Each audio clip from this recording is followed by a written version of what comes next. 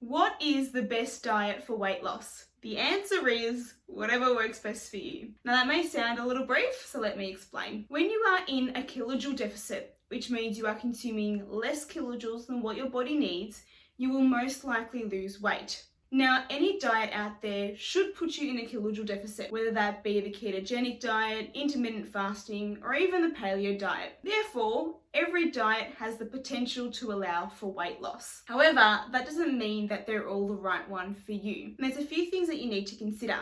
Are you going to enjoy this diet? And is it going to fit into your lifestyle? If you can't answer yes to both these questions, it is likely that you're not going to be able to maintain this diet, and that may mean that you regain the weight you once lost, or that you don't lose any weight in the first place. So it's really important to work out which diet is the best for you. So for example, if you love bread, you hate the thought of having to count your carbohydrate intake every day, then the ketogenic diet probably isn't for you.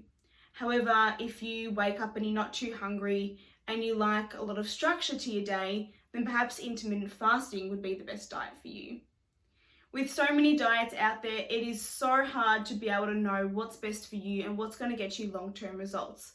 So get in touch with one of our dietitians and we'd be sure to help you out and find out what's going to work best for you to allow for weight loss.